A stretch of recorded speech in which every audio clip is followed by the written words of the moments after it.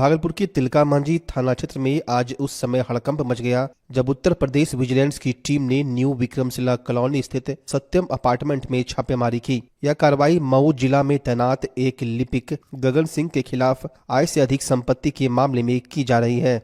आरोप है कि गगन सिंह ने करीब 30 करोड़ रुपए की अवैध संपत्ति अर्जित की है। यूपी विजिलेंस की टीम ने न्यायालय में सर्च वारंट लेकर भागलपुर में उनकी पत्नी नीतू सिंह के नाम पर दर्ज फ्लैट की तलाशी ली। सिर्फ भागलपुर ही नहीं बल्कि बांका स्थित पैतृक गांव और झारखंड के देवघर में भी एक साथ छापेमारी की गई। फ्लैट में रह रहे किराएदारों से भी पूछताछ की गई है। हालांकि विजिलेंस ने अभी आधिकारिक बयान नहीं दिया है, लेकिन बरामद दस्तावेजों से कई बड़े खुलासे की उम्मीद जताई जा रही है। भागलपुर के बबरगंज थाना क्षेत्र से लापता छात्रा सोनाक्षी और जिया के मामले में आज 23 दिन बीत जाने के बाद भी पुलिस के हाथ पूरी तरह खाली है। दर दर की ठोकरें खा रहे बेबस माता पिता आज अपनी फरियाद लेकर डीआईजी विवेक कुमार के कार्यालय पहुंचे और अपनी बेटियों की सुरक्षित वापसी के लिए गुहार लगाई। परिजनों का आरोप है कि एसएसपी से लेकर डीएसपी तक के चक्कर लगा चुके हैं, लेकिन हर जगह से सिर्फ आश्वासन ही मिल रहा है। हालांकि पुलिस का दावा है कि एसआईटी का गठन कर दिया गया है और जांच जारी है, लेकिन सवाल यह है कि 23 दिनों में एसआईटी को एक भी सुराग क्यों नहीं मिला। बेटियों के साथ किसी अनहोनी की आशंका से डरा हुआ परिवार अब न्याय की उम्मीद में पुलिस के बड़े अधिकारियों की ओर टकटकी लगाए बैठा है। आज जो है आईजी साहब को हम देने के लिए आवेदन देने के लिए आ गए। कहा कि अभी तक हमको बच्चा बरामद नहीं मिला है, अभी तक हम बच्चा का मुंह नहीं देख पाए। सबको खाली आश्वासन देते हैं कि बच्चा हम काम कर रहे हैं, बच्चा आ जाएगा, मिल जाएगा, हम खोज रहे हैं। खाली आश्वासन मिल रहा है, अभी आश्वासन मिल रहा है, अभी तो कोई तरह सुराग कोई तरह का अभी मेरा कुछ नहीं मिल रहा है, कुछ नहीं क्लू मिल रहा है। कहा गया कि इस बच्चा कौन हालत में है,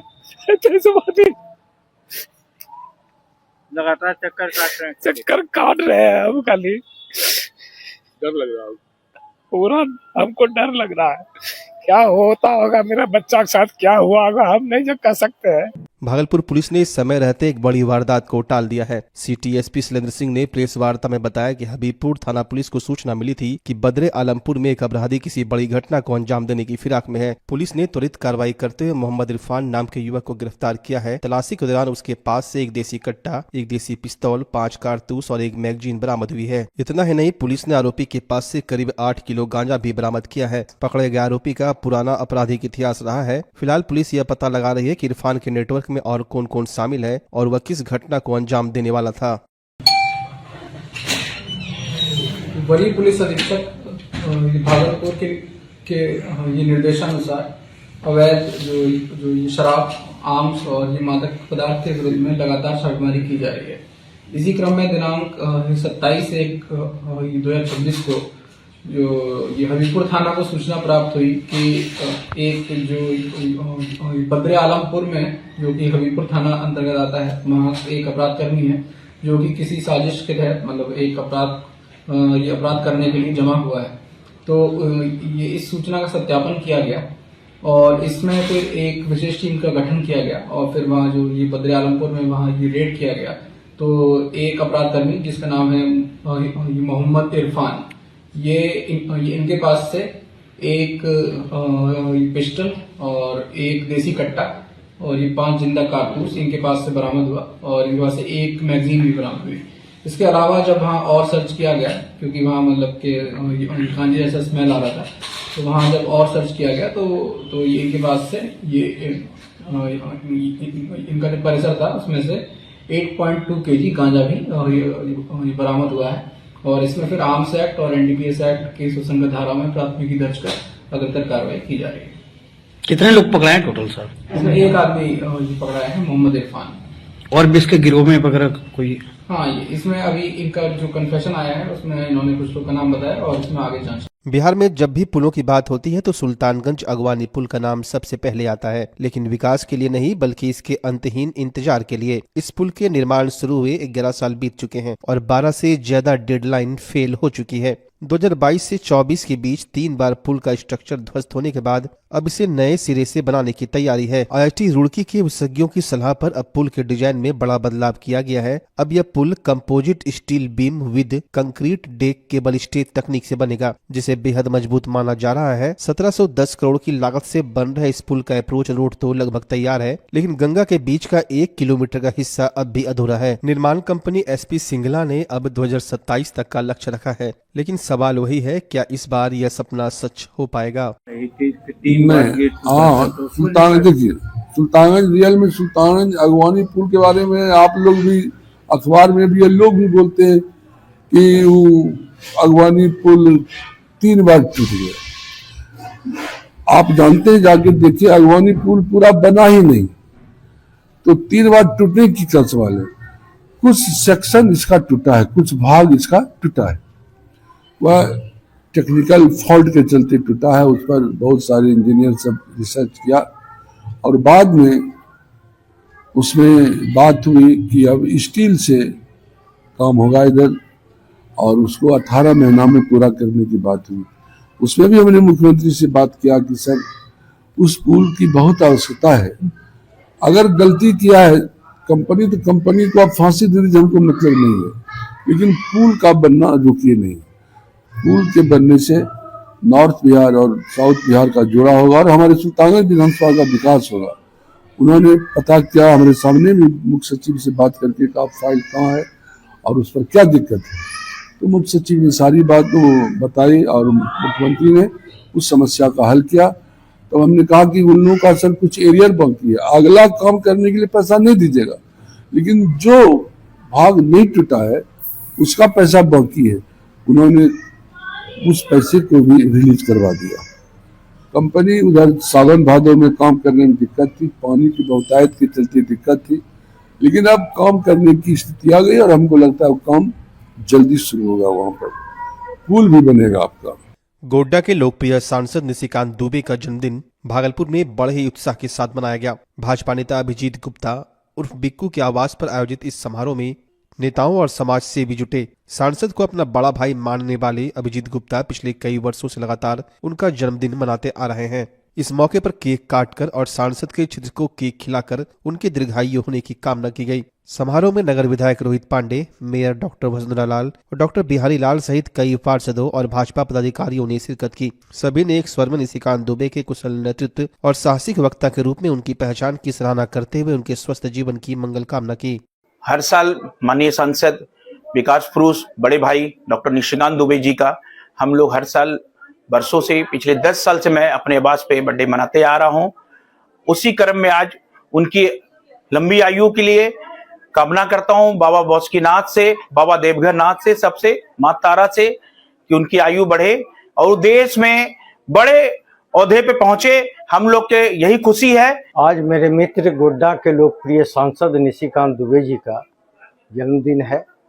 इस जन्मदिन के अवसर पर आज अभिजीत गुप्ता के आवास पर मनाया गया और हम बाबा बासुकीनाथ से और देवघर बाबा से ये निवेदन करते हैं, आग्रह करते हैं कि इनकी उम्र लंबी हो और इसी तरह जिस तरह गोड्डा के विकास कर्म में अपना रुचि दिखा रहे हैं, उस तरह भागलपुर के भी विकास के प्रति चिंता करें। यही कामना हम करते हैं। हम अपने मित्र को बहुत बहुत बधाई दे रहे हैं। बिहार सरकार के कृषि मंत्री रामकृपाल यादव ने आज नाथनगर के गौरा चौकी में विकसित भारत गारंटी योजना आजीविका मिशन को लेकर विपक्ष पर करारा हमला बोला। मंत्री ने कहा कि विपक्ष इस नई योजना के बारे में भ्रम फैला रहा है, जबकि सच्चाई यह है कि योजना भ्रष्टाचार को खत्म कर मजदूरों को 125 दिन की रोजगार की गारंटी देगी। मंत्री ने बताया कि मनरेगा की कमियों को दूर करने के लिए लाई गई इस योजना से न केवल पलायन रुकेगा, बल्कि मजदूरों को पहले से अधिक मेहनताना भी मिलेगा। साथ ही सरकार बिहार में कोल्ड चेन और बेहतर मार्केटिंग के जरिए किसानों की आय बढ़ाने पर भी काम कर रही है। कार्यक्रम में विधायक मिथुन यादव और मुरारी पासवान समेत कई दिग्गज मौजूद रहे, जहां किसानों और मजदूरों को आत्मनिर्भर बनाने का संकल्प लिया गया। जी राम की योजना आज हमारे पार्टी के माध्यम से यहाँ के जिला संगठन ने एक आयोजन रखा था और पूरे बिहार में ये आयोजन किया जा रहा है। वैसे किसानों को, वैसे लोगों को दिग्भ्रमित करने का काम भी राम जी योजना के अंतर्गत जो नया कानून बनाया है, भारत की सरकार, विपक्ष कंफ्यूजन कर रहा है, दिग्भ्रमित कर रहा है। उस दिग्भ्रमित को दूर करने के लिए हम पूरे बिहार के स्तर पर हर जिला में, हर प्रखंड में ये हम लोग सभा कर रहे हैं और लोगों को बता रहे हैं कि ये आपके हित में है। और मैं समझता हूँ कि बड़े पैमाने पर बदलाव होगा इस योजना में। कि पहले जो मनरेगा था, उस मनरेगा में भ्रष्टाचार व्यापक था, वहाँ कम अवसर थे, रोजगार की गारंटी कम थी। अब यहाँ पर रोजगार की गारंटी भी हो गया है। हम पहले 120 दिन पहले काम मिलता था मनरेगा में, अब ये इस कानून के तहत 120 दिन मिलेगा। राशि का जो पहले प्रतिदिन का हिसाब से राशि मिलता था, मेहनताना मिलता था, उसमें भी वृद्धि हुई है और हर तरह से लाभकारी है। और खास तौर पर ये जो भागलपुर की महान धरती है, हम इसके लिए विशेष चिंता करने का काम कर रहे हैं। यहाँ पर हमारी सरकार ने, हमारे विभाग ने निर्णय लिया, हमारी सरकार ने माननीय मुख्यमंत्री जी के निर्देशन में, कि प्रत्येक प्रखंड में कोल्ड चेन स्थापित करेंगे और ये काम प्रारंभ भी हो चुका है। सब्जी के उत्पादन में बिहार तीसरे चौथे स्थान पर है देश में। बिहार में अभी लगभग 170 लाख मीट्रिक टन सब्जी का उत्पादन होता है। हम इसको और बढ़ाएंगे और अगले 5 साल में टारगेट है, अगले 5 साल में इसका उत्पादन दुगुना करेंगे। यही नहीं, ये इलाका मक्का का क्षेत्र से बहुत बड़ा क्षेत्र है, मक्का का क्षेत्र है, इसलिए इस पर भी हमारी सरकार का ध्यान है कि किसानों को और इस पर कैसे हम सहयोग करें कि इनका उत्पादन क्षमता और बढ़ सके। तो इस पर भी हम काम कर रहे हैं। बिहार के कृषि उत्पादन करने के लिए हम यही नहीं, विशेष तौर पर मार्केटिंग की व्यवस्था कर रहे हैं। उनका विपणन उत्पादन तो कर रहे हैं, बाजार नहीं मिलेगा तो हतोत्साहित हो गए, तो विपणन कैसे हो, मार्केटिंग कैसे हो, उनका आसानी से कैसे सामान उचित दाम पर मिल जाए, उसकी व्यवस्था करने का काम करें। और हम तो प्रणाम करते हैं, भागलपुर इतना भाग्यशाली और सौभाग्यशाली है कि कतरनी का चावल तो है ही है, यहाँ जर्दालू आम भी बड़े पैमाने पर होता है, जिसको जीआई टैग मिल गया है। अभी विदेश भी जाएगा और ये पूर्वी भारत का जो आम जाने वाले हैं। अभी भागलपुर के व्यस्त तिलका मांझी चौक पर आज सड़क सुरक्षा को लेकर एक विशेष जागरूकता अभियान चलाया गया। जीवन जागृति सोसाइटी और यातायात पुलिस की साझा प्रयास से आयोजित इस कार्यक्रम का मुख्य उद्देश्य लोगों को ट्रैफिक नियमों के प्रति जागरूक करना था। अभियान के दौरान दोपहिया वाहन चालकों से न केवल हेलमेट पहनने की अपील की गई, बल्कि यह भी बताया गया कि पीछे बैठने वाली सवारी के लिए भी हेलमेट अनिवार्य है। वहीं 4 पहिया वाहन चालकों को सीट बेल्ट के महत्व के बारे में समझाया गया। मौके पर मौजूद सोसाइटी के राष्ट्रीय अध्यक्ष डॉक्टर अजय सिंह और यातायात डीएसपी संजय कुमार ने उन लोगों से भी बात की जो पहले सड़क हादसे का शिकार हुए, लेकिन हेलमेट पहनने की वजह से उनकी जान बच गई। अभियान के जरिए संदेश दिया गया कि यातायात नियमों का पालन करना सिर्फ कानूनी मजबूरी नहीं, बल्कि सुरक्षित जीवन के लिए जरूरी है। मेरा उद्देश्य यही है कि आम जनता सुरक्षित रहे और हम लोग का एक ही चीज है कि जो आदमी नहीं समझ पा रहा है उसमें एक जागृति उत्पन्न करें कि आपको एक्सीडेंट से कितना नुकसान होने जा रहा है और किस कारण से आप एक्सीडेंट होता है। पहला चीज तो यही है कि अपनी सुरक्षा में जितने चीज है, चाहे हेलमेट धारण करना या स्पीड लिमिट रखना या ओवरटेक करते समय सतर्क रहना, मतलब वो हमसे ज्यादा आप जान रहे हैं कि हम गलती कहाँ कर रहे हैं। जब तक आपके साथ कुछ होता नहीं है तब तक किसी को गलती का एहसास होता नहीं है। हम लोग समाज में ये जागृति उत्पन्न कर रहे हैं कि सब संसाधन आपके पास है, स्पीड वाले गाड़ी भी, वाहन भी आपके पास है, लेकिन कहाँ पर कितने स्पीड में चलाना है ये सरकार का नियम भी है। और ये जो नियम बनाया गया है वो आप ही के लिए बनाया गया है कि आप कहाँ पर कितने स्पीड में चलेंगे तो आप सुरक्षित रहेंगे। तो आप स्पीड लिमिट का पालन करें, प्लस जितने संसाधन है सुरक्षा, हेलमेट से लेके सभी चीज का पालन करें। गाड़ी को मेंटेन रखें, ऐसा नहीं कि वक्त पर वो गाड़ी जो है आपका ब्रेक फेल हो जा रहा है। और सुप्रीम कोर्ट का जो गजट है, इस गजट को हम लोगों को बांटते हैं ताकि उनके मन में ये डर जो है पुलिस और प्रशासन का कम हो कि यदि किसी को मदद करते हैं घायल व्यक्ति तो हम फंस जाएंगे। नहीं, वो दिन दूर हो गया जब ऐसी बात होती थी। अब तो लोग सरकार पुरस्कार देती है, पुरस्कार के साथ पैसा भी देती है 10,000 रुपये तक, जो 25,000 होने वाला है। आप एम्बुलेंस को फोन करेंगे 112 को, वो आ जाएगी, पुलिस आ जाएगी, मदद के लिए तैयार है। बस आप थोड़ा सचेत रहें, अपना घड़ी नहीं देखें, उसको घड़ी को देखें जो व्यक्ति करा रहा है, रोड के किनारे तड़प रहा है। आप वीडियो बनाकर नहीं चले जाएं, उसकी मदद करें, अस्पताल पहुंचाएं। इसी उद्देश्य से हम लोग आज सड़क सुरक्षा का ये देहात तक जाएगा, मुख्य सड़क पर NH पर जाएगा और दुकानदारों, पेट्रोल पंप, सारे लोगों को ये बताएगा कि जब भी आप दुर्घटना में घायल व्यक्ति को देखते हैं तो उसकी मदद करें। बिहार सरकार के कृषि मंत्री रामकृपाल यादव आज अपने 1 दिवसीय दौरे पर बिहार कृषि विश्वविद्यालय सबौर पहुंचे। यहां इन्होंने वैज्ञानिकों द्वारा विकसित नई तकनीकों और अनुसंधान कार्यों का जायजा लिया। विश्वविद्यालय के कर्पूरी सभागार में आयोजित कार्यक्रम के दौरान मंत्री जी ने BAU की विकास यात्रा पर आधारित लघु फिल्म सफरनामा देखी और सामाजिक सरोकारों पर बनी फिल्म नन्ही उम्मीदों का विमोचन किया। इस अवसर पर उन्होंने खजूर नीरा उत्पाद और राष्ट्रीय मृदा मानचित्र योजना का भी लोकार्पण किया। अपने संबोधन में मंत्री ने कहा कि उन्हें सबौर विश्वविद्यालय के वैज्ञानिकों पर गर्व है जो मुख्यमंत्री के कृषि रोडमैप और किसानों की समृद्धि के सपनों को साकार कर रहे हैं। इस दौरान उन्होंने अनुसूचित जनजाति के लाभुकों के बीच कृषि उपकरणों का वितरण भी किया, जिससे किसानों में भारी उत्साह देखा गया। भागलपुर की सुल्तानगंज अंतर्गत नोनसर गाँव में आज सरकारी जमीन को अतिक्रमण मुक्त कराने के लिए बड़ी कार्रवाई की गयी। प्रमंडलीय आयुक्त के आदेश पर प्रभारी CO शालिनी कुमारी ने पुलिस बल के साथ मौके पर पहुंचकर अवैध कब्जे की नापी कराई। मामला तब सामने आया जब गांव के ही किसान धनंजय कुमार सिंह और अन्य ग्रामीणों ने सरकारी जमीन पर कब्जे की शिकायत आला अधिकारियों से की थी। जांच के बाद CO ने विपक्षी पार्टी पूनम देवी और सोनू कुमार सिंह सहित अन्य को अतिक्रमण की गई दीवार तोड़ने का सख्त आदेश दिया है। साथ ही चेतावनी दी गई है कि यदि दीवार नहीं हटाई तो कानूनी कार्रवाई की जाएगी। वहीं निजी जमीन पर जबरन निर्माण की कोशिश को भी पुलिस ने मौके पर पहुंचकर रुकवा दिया। जमीन का मामला ये है कि ये लोग पहले सरकारी जमीन को इंक्रोच किया था और उसके बाद हमारा डिग्री हुआ है, मेरा भी जमीन को ये लोग बाउंड्री करके घेर रहा है। हमने CO मैडम को भी बोला, हमने थाना में भी इंटीमेशन दे दिया है।